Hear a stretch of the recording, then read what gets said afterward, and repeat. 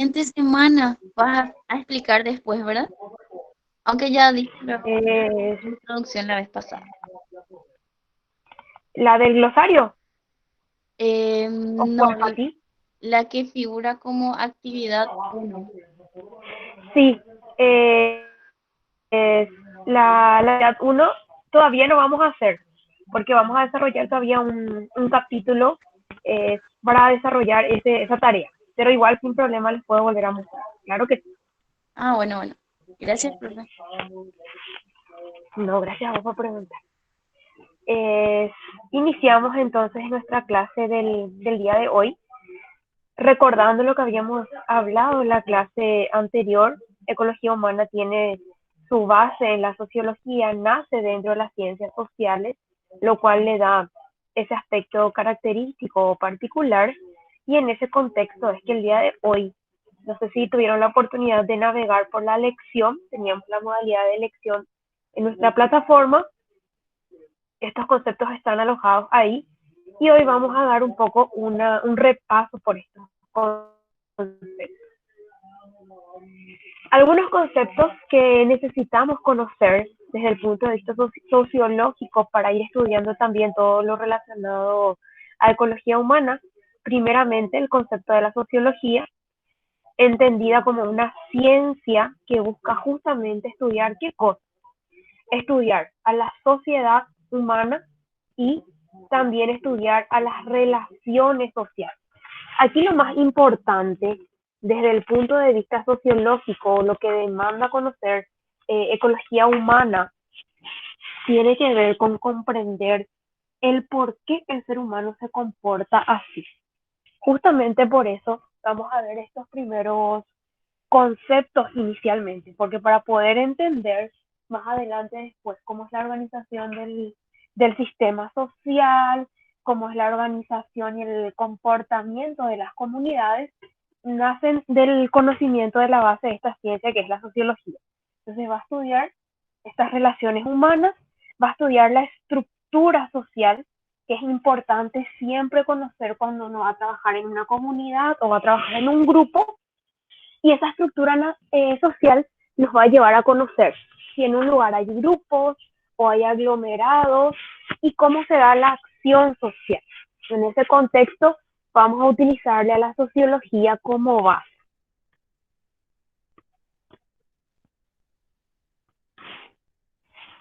En ese contexto, el primer concepto que vamos a utilizar es el concepto de cultura. ¿De qué hablamos cuando hablamos de cultura? Y vamos a ver dos visiones. ¿Por qué vamos a ver dos visiones? Porque pueden encontrar en textos de ecología humana dos enfoques también. Ecología humana en muchos casos se estudió desde una visión sociológica cristiana, desde un concepto teológico, incluyendo al concepto de Dios en el contexto. Entonces, por eso les presento estos dos conceptos de cultura por algún material que lean en algún momento, entonces para que lo puedan identificar. Desde el punto de vista científico, sociológico científico, entendemos a la cultura como aquella característica del ser humano o todo aquello que es característico del propio ser humano y que es propio nuestro, de nosotros perteneciendo a esta especie en particular.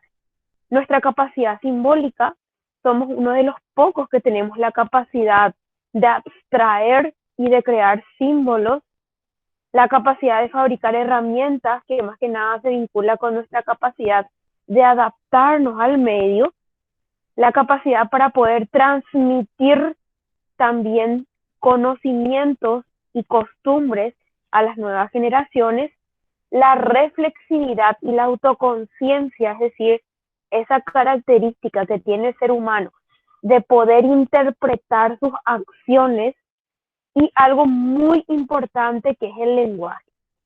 Recuerden siempre la importancia que tiene en la vida del ser humano, en la continuidad de las comunidades y de las sociedades, el lenguaje. De ahí siempre que se habla del poder de la palabra. Y un poco desde la visión sociológica cristiana, para nada más conocerlo, se tiene en cuenta la cultura por la relación de la exclusividad como hijo de Dios. ¿En qué vamos a conocer o se va a recordar bastante esta visión sociológica de la cultura? Porque cuando existía predominantemente todo lo que es el paradigma antropocéntrico a finales del siglo XIX, todo estaba centrado en el ser humano porque se pensaba en ese momento que era el único que podía causar modificaciones en el entorno. No se tenían los avances de otros organismos y los impactos que tenían en el entorno. Entonces el ser humano era el supremo en ese momento. Y era este concepto de la supremacía de hijo de Dios desde la sociología cristiana, de la gobernabilidad que tiene sobre el medio y de una comunicación efectiva. O sea, en ambos casos, en ambas visiones, la importancia que tiene el lenguaje, la comunicación a través de la lengua. Entonces, hoy en día, desde la sociología se define la cultura como la forma en que nos adaptamos a un medio y mediante el cual podemos cambiar ese medio. En otras palabras, lo que se conoce como el modo de vida de una sociedad. Esto va a ser importante porque cuando estemos hablando de teoría general de sistemas aplicadas a sociedades humanas o sistemas sociales complejos, vamos a recordar estas formas de adaptación al medio como específicas de cada cultura. ¿Y para qué es importante recordar siempre eso? Para poder ver de la manera más objetiva posible una realidad. El día de mañana pueden estar trabajando en una zona que no es la original de ustedes, incluso dentro del mismo país, en donde se viven características culturales distintas, y una tendencia natural es que queremos medir todo por la experiencia que nosotros tenemos.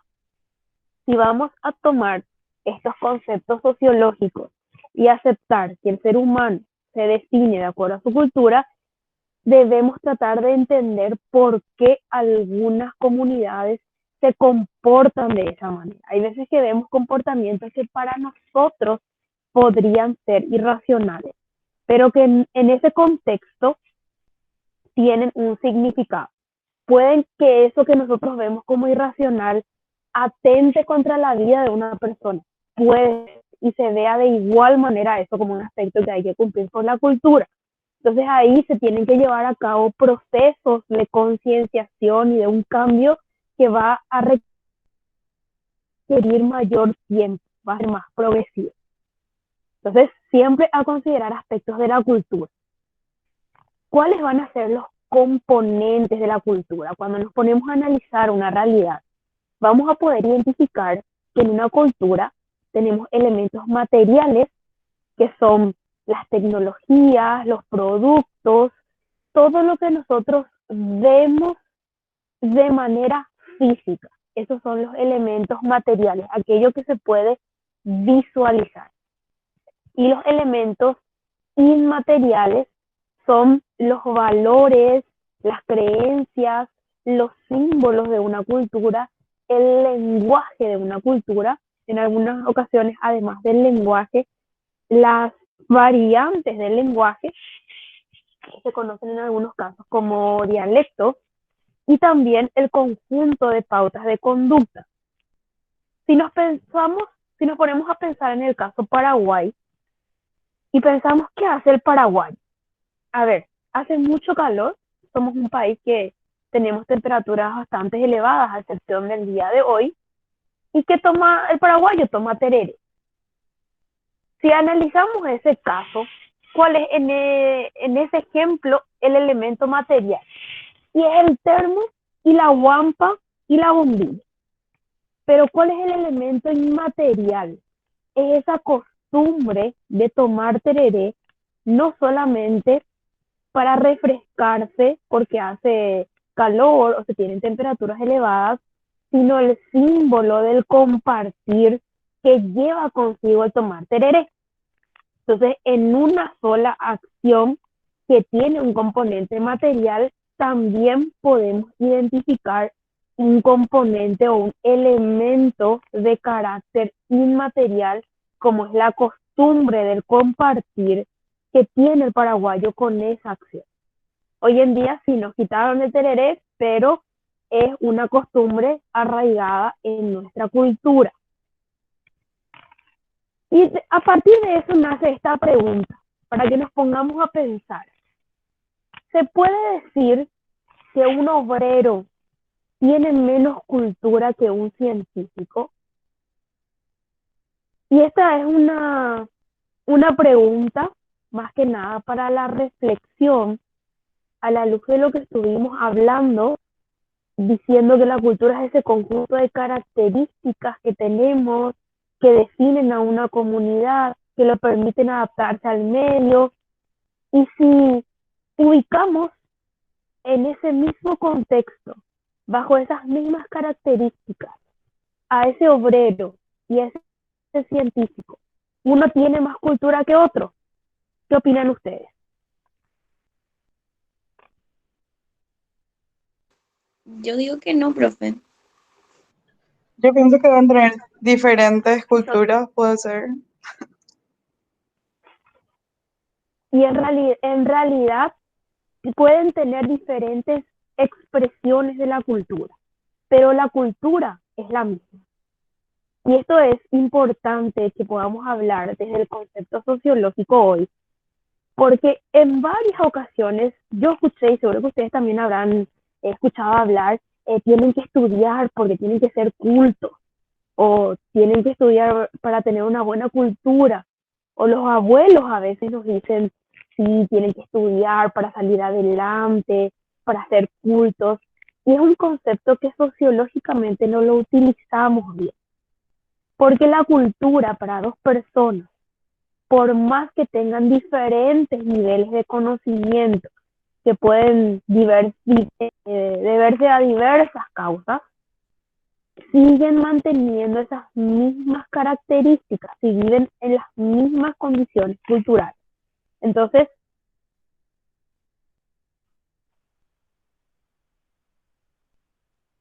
conocimiento, la palabra cultura.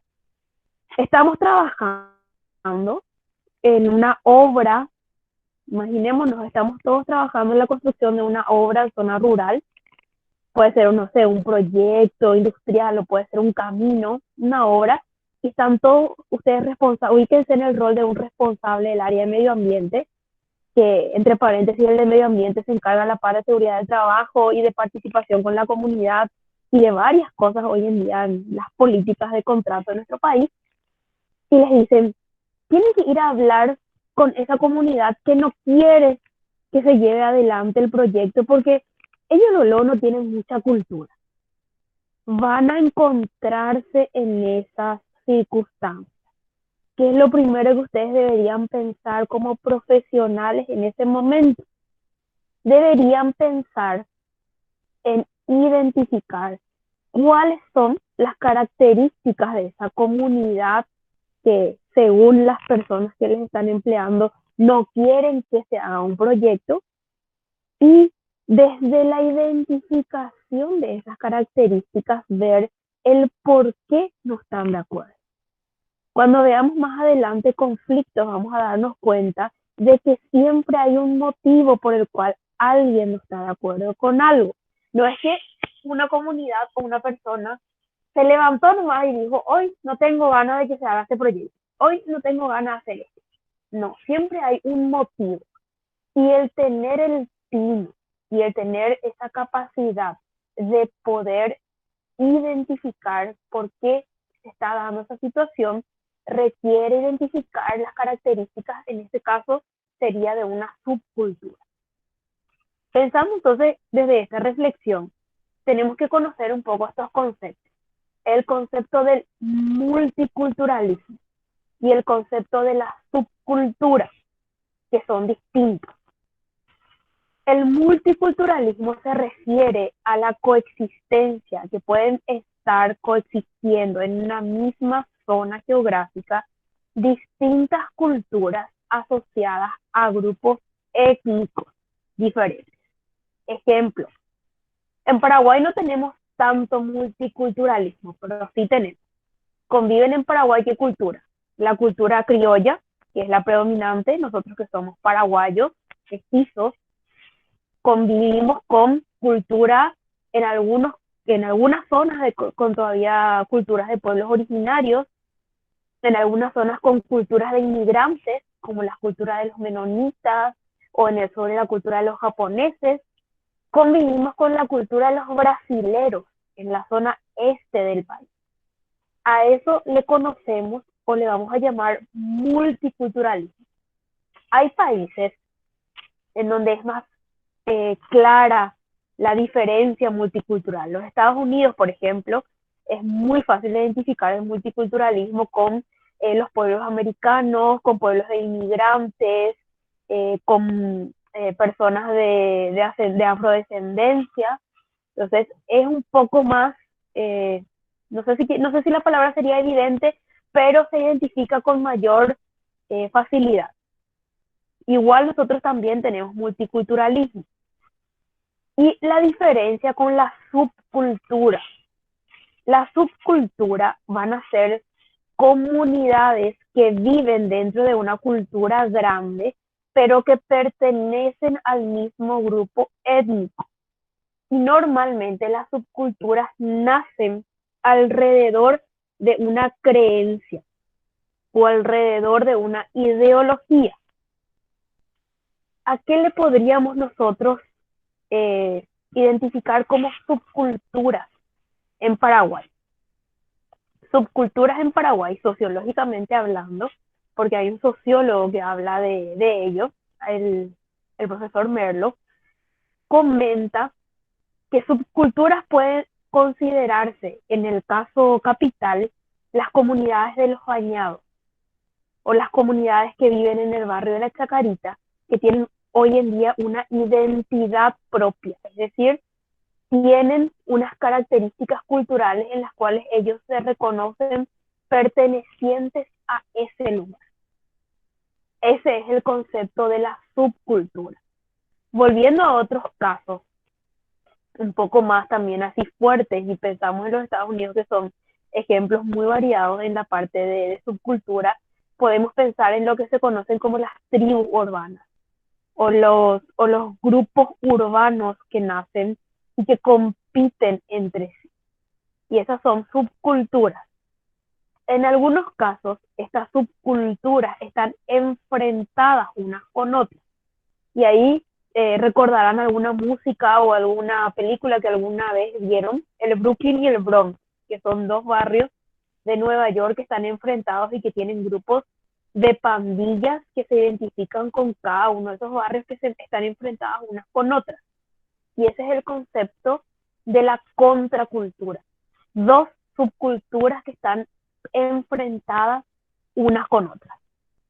Entonces es importante recordar que podemos trabajar o en multiculturalismo o en subcultura. Es importante que yo identifique si estoy en un trabajo de campo o en una comunidad, si estoy ante una multicultura, una cultura con una diferencia étnica, o estoy ante una subcultura. Y en el marco de esta identificación surgen dos conceptos: el etnocentrismo y el relativismo cultural. El etnocentrismo es la postura en la cual yo pienso que solamente lo que es válido, cierto y aceptado en mi cultura es correcto. El etnocentrista es el que está centrado en lo propio, el que solamente valida, reconoce como bueno lo propio. Y el etnocentrismo se asocia mucho con procesos de discriminación. Y lo opuesto al etnocentrismo es el relativismo cultural. El relativismo cultural es todo lo opuesto al etnocentrismo desde una visión incluso hasta anarquista en algunos casos. El relativismo cultural dice que todo vale en función a la cultura. Es decir, si una cultura reconoce que que una mujer, que es algo que existe mucho en comunidades de pueblos africanos, tenga que pasar por una ablación femenina, porque eso forma parte de su cultura durante muchos años, es correcto porque siempre se hizo, independientemente de cualquier otro factor que uno pueda ponerse a analizar, como las causas psicológicas de cómo eso impacta en la persona que sufre ese proceso, o de las características de influencia en la salud. Entonces el relativismo cultural es el que acepta todo en función de que eso que se está realizando es una característica cultural propia, y todo lo cultural se debe respetar. Entonces, para comprender estas dos posturas sociológicas que son enfrentadas unas con otras, no hay que ser ni muy etnocentrista ni tampoco muy relativista cultural. Siempre hay que mantenerse en el margen de una brecha de conciencia también. Y ahí surge el otro concepto del cual vamos a estar hablando, el concepto de socialización, que es un proceso mediante el cual la persona, el ser humano, aprende e interioriza durante toda su vida los elementos socioculturales de su ambiente. Entonces, en este proceso de socialización, que en realidad dura toda la vida, un ser humano integra en su propia estructura cognitiva y de pensamiento, la personalidad influida por la cultura. Hoy en día no podemos decir que ninguna persona piensa independientemente a la cultura. Nosotros podemos generar un pensamiento tratando de aislar ese pensamiento de la cultura. En un proceso de investigación podemos, pero nunca va a ser 100% independiente a la influencia que nosotros ya tenemos. Incluso la forma de pensar que tenemos está ya bajo la influencia de la socialización por la cual nosotros pasamos. Y este proceso de socialización es el responsable de adaptar al ser humano al entorno social. No sé si ustedes recordarán cuando eran niños, pero nos íbamos a la casa, bueno, ustedes son todavía mucho más jóvenes que yo, pero no sé si hayan pasado por esta experiencia. Se iban a la casa de algún conocido de sus padres o de algún tío, y el niño, ¿qué piensa? El niño es curioso, el niño quiere ver, y el niño paraguayo quiere tocar.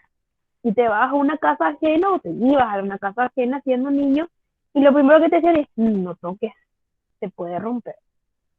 Es de ahí que aprendimos muchos de mi generación. No sé cuál haya sido la experiencia de ustedes, porque sí, ya tenemos diferencia de años de edad. Automáticamente, cuando vemos algo o nos llama la atención algo, decimos, permiso, ¿puedo tocar? Y es algo quizá hasta automático que surge ya como respuesta a un proceso que vivimos en nuestra infancia, o la cultura que hoy en día ya está casi perdida, de que te vas a la casa de una persona mayor, puede ser la abuela o una tía mayor, y le pedís la bendición, que también es una característica de socialización que se daba en nuestra época. Entonces, hoy en día están existiendo otras ya también influenciadas por la globalización, pero todos son agentes de socialización. La socialización, entonces, es esa adaptación del ser humano a la cultura en la cual nace y en la cual se desarrolla. ¿Cómo se dan? ¿Cuáles son los mecanismos de socialización? El primero de ellos es el aprendizaje, o sea, es adquirir hábitos, es adquirir actitudes en todo lo que es la psicología, la psique de la persona, que orienta su conducta. ¿Y cómo aprende el ser humano? Primeramente, el ser humano aprende por repetición. Y acá piensen en los bebés, quienes tienen sobrinitos o tienen todavía hermanitos chiquititos. ¿Qué es lo primero que hace el bebé? Mira lo que hace la persona que está cerca suyo y repite. O cuando queremos que empiece a hablar, le decimos ma, y que repite una vez más, empieza a hacer una repetición. Esa es la primera forma y la primera base para la socialización en forma de aprendizaje, la repetición. Después de eso viene la imitación. La imitación se da ya cuando se tiene un nivel cognitivo un poco más desarrollado, normalmente empieza a partir de los 18 meses en los niños, a veces antes, en el cual empiezan a imitar. ¿Qué diferencia hay entre la repetición y la imitación? Que la imitación es más precisa. En la imitación, un niño quiere hacer lo mismo que hace el adulto o el otro niño al que está observando. En la repetición solamente quiere, digamos, hacer una copia, o sea, no está mentalmente preocupado que le salga exactamente igual, porque todavía no tiene el nivel cognitivo.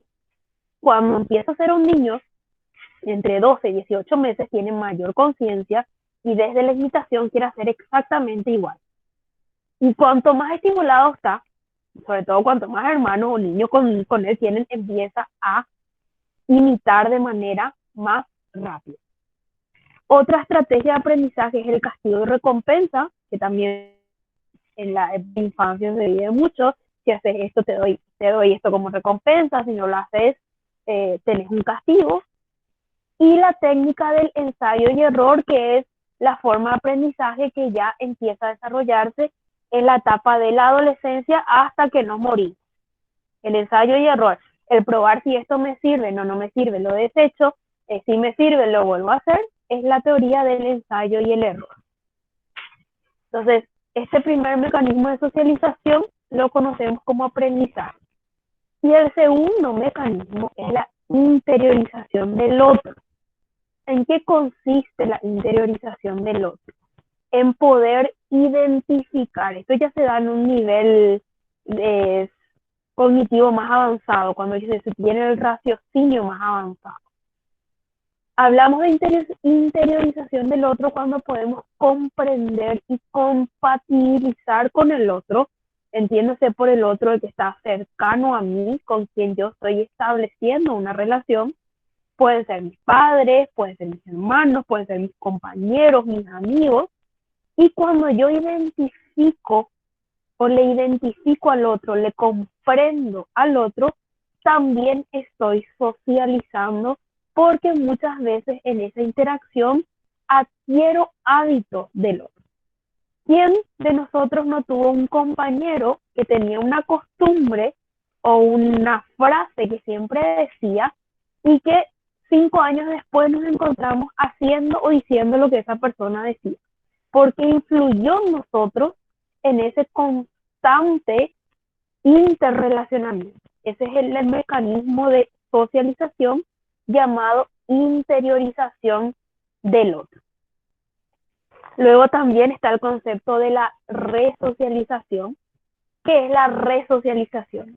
Es cuando se da una ruptura, un evento que causa una ruptura con el aprendizaje cultural que yo tenía, con el aprendizaje previo, y tengo que volver a aprender nuevas características culturales. La resocialización es un proceso agresivo.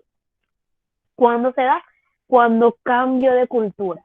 Y normalmente uno cambia de cultura por un proceso migratorio, obligatorio, me tengo que ir a trabajar a algún lugar fuera de mi país y tengo que aprender esas culturas, o cuando se da la incorporación o el cambio a una secta o otra forma de pensamiento, un cambio en pautas incluso hasta religiosas. Entonces ahí se dan procesos de resocialización. ¿Y cuáles son las principales agencias de socialización? Si es quienes se encargan de socializarnos.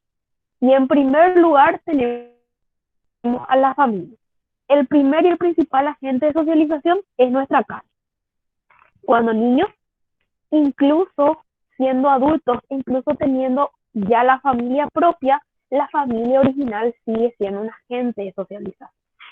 La escuela, el sistema educativo, es otro agente de socialización. El grupo de pares. ¿A qué le llamamos grupo de pares? A los amigos, a los compañeros, al que comparte las mismas características principalmente de edad y de gustos. Ese es el grupo de pares, los amigos, los compañeros, son agentes de socialización y aunque muchas veces no nos damos cuenta, los medios de comunicación. Los medios de comunicación influyen bastante y muchos de los hábitos y de las costumbres que nosotros estamos adquiriendo hoy en día, más en los procesos de socialización ante la globalización, son los medios de comunicación, agentes de estos procesos. Entonces, estos eran un poco los primeros conceptos sociológicos que tendríamos que comprender y que pensar sobre ellos para poder ya después avanzando en los conceptos vinculados a la ecología humana. Entonces, recordarles siempre que ecología humana va a trabajar con esta base sociológica. Ecología humana es poder trabajar con una comunidad desde la visión sociológica. Entonces yo tengo que poder entenderle a una comunidad, no querer cambiarle o incidir en una comunidad desde mi visión. Va a ser muy difícil, me puedo ganar enemigos. Tengo que lograr hacer un cambio, si es que eso es lo necesario, desde la visión del otro. ¿Y cómo lo hago? Entendiendo por qué el otro tiene esa visión y tratando de incidir en la visión del otro. En otras palabras, hay que tener la inteligencia de poder lograr que el otro cambie por voluntad y no imponerle un cambio. Si eso es un ejercicio, eso es experiencia, eso es trabajar incluso desde la mirada del otro y es algo importante porque para que un proyecto, sobre todo considerando aspectos ambientales, sea en la ciudad, sea en el entorno periurbano, sea en el entorno rural, necesita de la comunidad, necesita de la gente. Es un factor preponderante la participación social en un proyecto en América Latina. Entonces, importante conocer estos primeros conceptos, conocer cómo la ecología humana va a usar estos conceptos para trabajar con las diferentes poblaciones y comunidades para que eso, el día de mañana que estén trabajando, les pueda servir de guía en el paso a paso que tienen que realizar. Entonces, por aquí me cayó un ratito y quiero escucharles alguna consulta, algún ejemplo de lo que estuvimos hablando.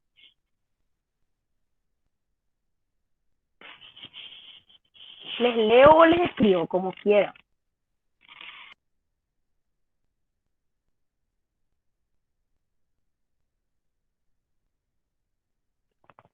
Están ahí.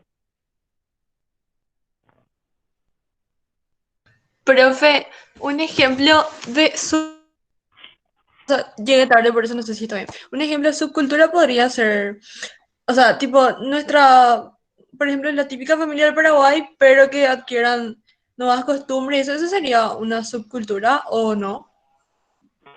Si es un grupo de familias, sí. O sea, por ejemplo, si es un grupo de familias que crea un ambiente en el cual se comparten características diferentes, sí. Pero una sola familia, no. O sea, para que hablemos de una Claro, subcultura, claro. tendría que ser una comunidad. Ujú. Gracias, profe. Dale, Gaby.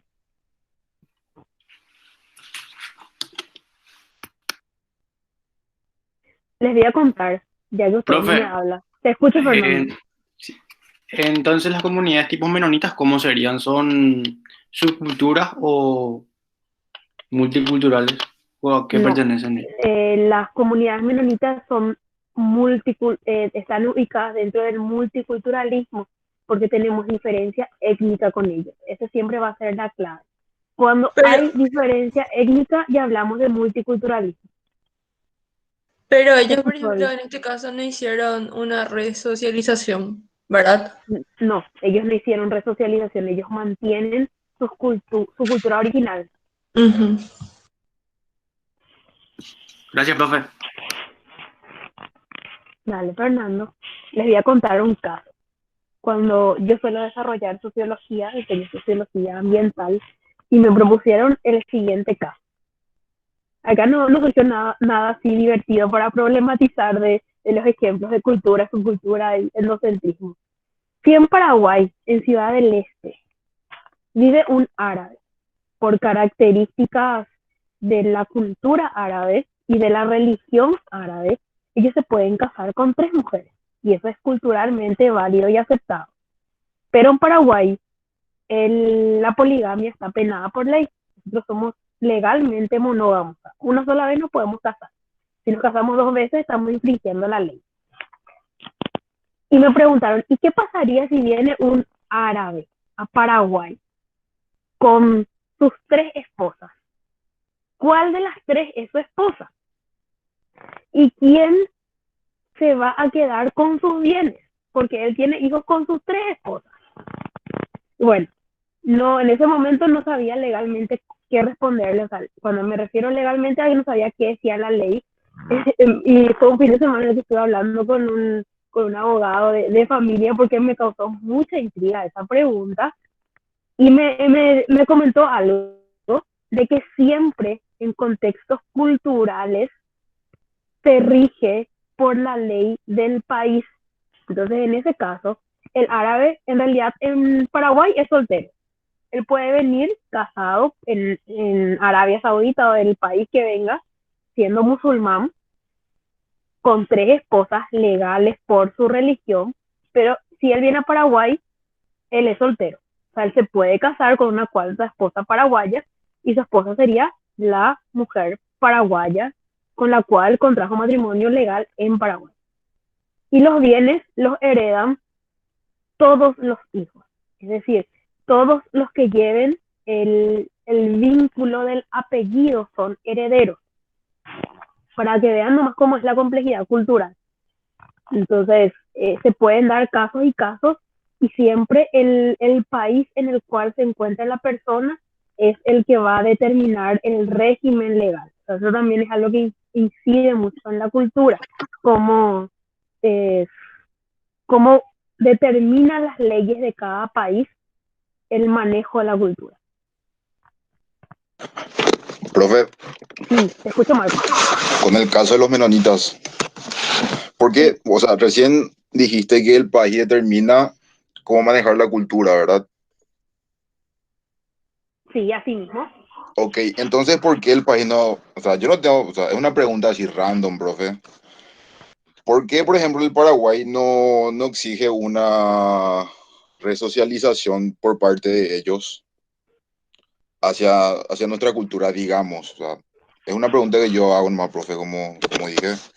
No tengo nada en contra de ellos ni nada así. Sí, yo entiendo más o menos tu pregunta. ¿Sabe? Es por el lado así de que aporten más algo así hacia el lugar donde están viviendo o no sé, algo así. Te voy a dar una respuesta histórica de que Ok, se puede hacer lo que vos estás proponiendo, se puede hacer. Entonces, se puede crear una ley en la cual se le solicite a las comunidades que se integren a las características sociales del medio en el cual están. Eso se puede hacer. ¿Por qué no? ¿Por qué ellos tienen esa característica? Por historia. Porque cuando ellos vienen al Paraguay, ellos reciben un territorio, una tierra para trabajar que en ese momento nadie quería irse al Chaco. Ellos vienen después de lo que fue la guerra del Chaco, era un territorio que el paraguayo consideraba prácticamente inhóspito, quizás estaba maldito en algunos casos en ese momento. Entonces ellos vienen con la condición de que se les iba a otorgar esas tierras para que ellos puedan desarrollar y para que podamos tener presencia territorial. El caso de las comunidades menonitas es un caso histórico realmente interesante que se da en el país, porque después de la guerra del Chaco, para que realmente uno pueda siempre hacer valer el territorio, y eso es importante que lo sepan, porque eso ocurre en territorio y ocurre en cualquier pedazo de tierra que uno tenga, para tener el derecho, para hacer valer el derecho de nuestra tierra o de nuestro territorio, tenemos que habitarlo. Siempre es el famoso concepto de que algo no es tuyo hasta que lo uses. Entonces, no piensen mal, pero sí, territorialmente ese es el concepto. Entonces, cuando ellos vienen a habitar el Chaco, vienen con la condición de que se les iba a conceder esas tierras y que se les iba a dejar mantener su cultura. Así vinieron los menonitas a colonizar el Chaco. Ellos incluso se les dio, no es insumos, pero sí una pequeña inversión para que ellos puedan asentarse, y ya luego ellos también con apoyo internacional, más las inversiones que ellos trajeron, porque no todos ellos vinieron así literalmente pobres, varios de ellos trajeron capital para invertir, construyeron lo que hoy en día se conocen como las colonias menonitas del Chaco. Entonces fue una condición histórica en su momento. De que se podría hacer lo que vos comentaste, Marcos, se puede hacer también. Hay muchos lugares en los cuales cuando uno va a vivir, uno de esos ejemplos es Canadá, se te pide que se adapte a las características culturales del sitio. O imaginémonos, las chicas, que nos vamos a vivir a Emiratos Árabes, es un poco más liberal. Nos vamos a vivir a Yemen, porque nos enamoran, no sé si ya estoy casada, pero ustedes se enamoran de alguien que, no sé, de un jeque árabe que vive en Yemen, y se casan y se van a vivir. ¿Ustedes piensan que van a seguir viviendo como una cultura occidental libre como ellos consideran que somos las mujeres? No, van a tener que empezar a usar no recuerdo el nombre, pero el que es el que te cubre todo lo que es la cara. Hay sitios en Yemen donde todavía la mujer, por ejemplo, no puede conducir un auto, solamente se puede conducir en la capital. Entonces van a tener que pasar por un proceso de resocialización. Entonces eso está muy en función al sitio en el cual uno esté viviendo. Es por eso nada más, Marcos, que aproveché tu consulta y estuve comentando el de las comunidades menonitas. Profe, impresionante. No sabía que eras socióloga. A ver, ¿alguna otra pregunta?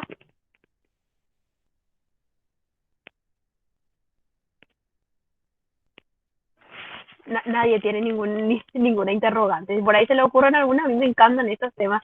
Siempre aprendemos algo nuevo de las culturas que tenemos a lo largo del mundo, incluso a pesar de todo el proceso de globalización. Bueno, vinculada a esta clase del día de hoy, voy a cambiar mi presentación para mostrarles algo del aula virtual. Ustedes tienen una actividad propuesta que no es obligatoria, ya les quiero aclarar para que nadie se sienta así en crisis, pero es una actividad recomendada, porque lo que estamos desarrollando ahora son conceptos, y los conceptos uno los va aprendiendo a medida que los va leyendo.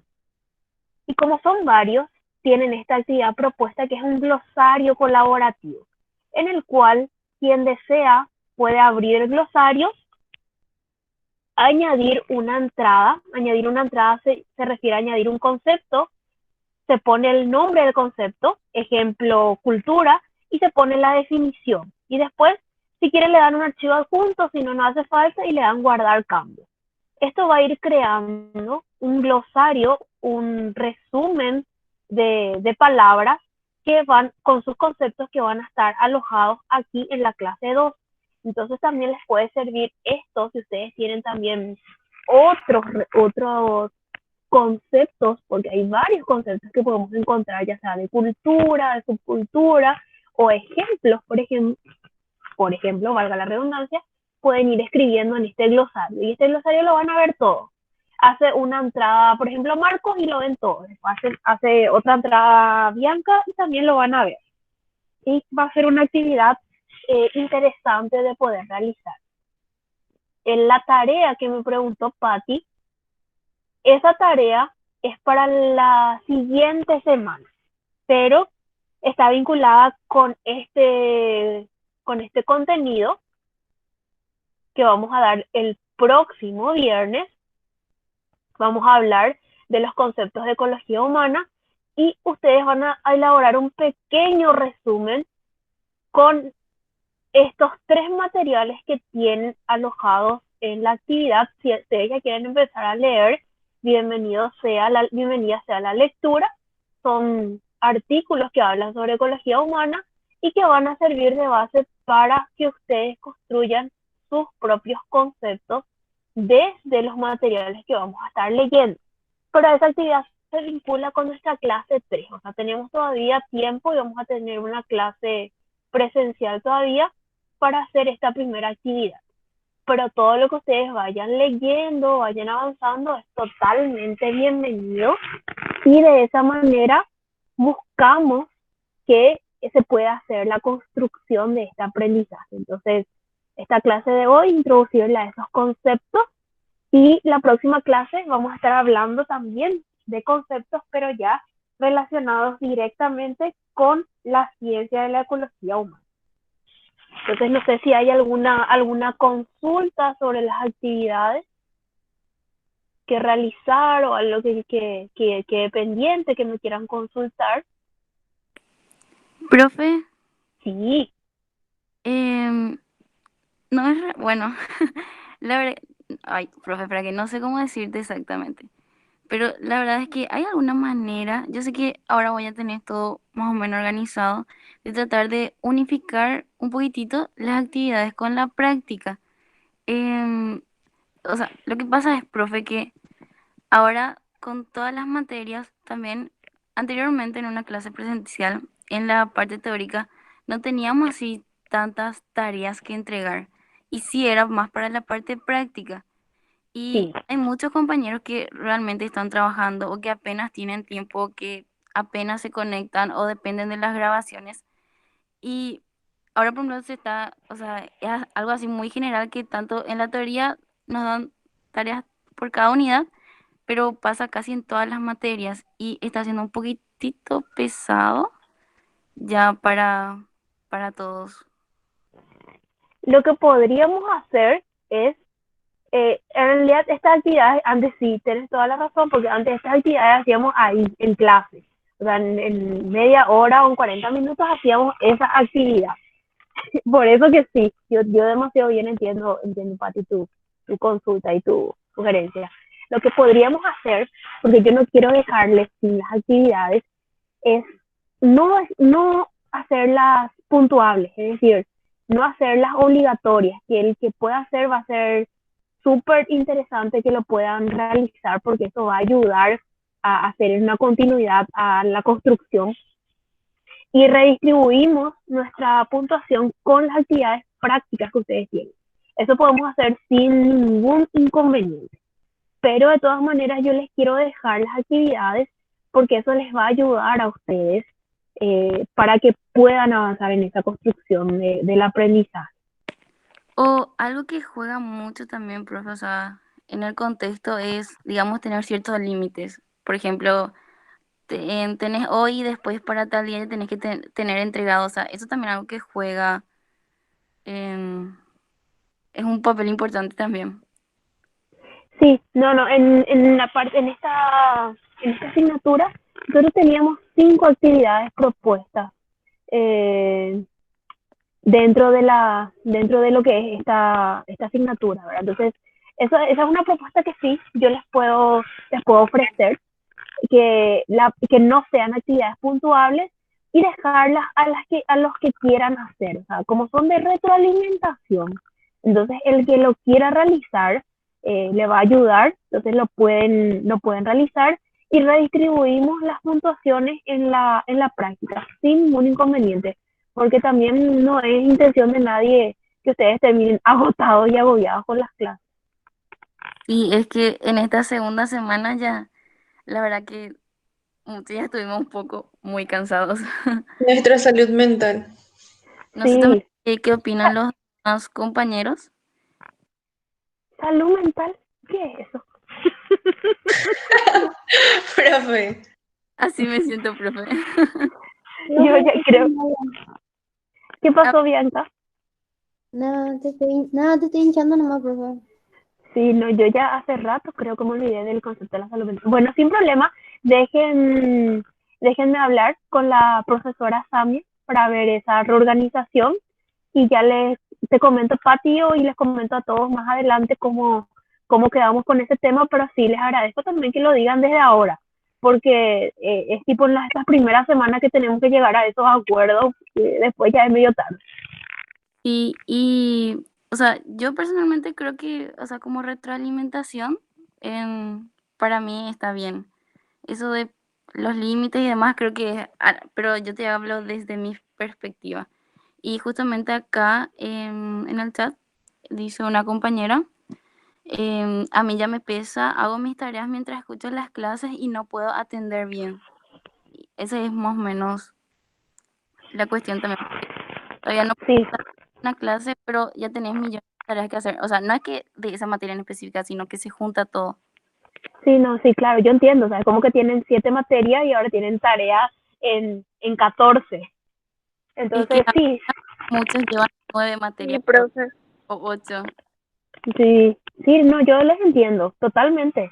Sí, sin problema, eso les digo, den un tiempo, hablo con la profesora mía y ya luego ella también les habla cómo podemos hacer una redistribución y incluir algunas actividades o relacionar algunas actividades con estas de retroalimentación.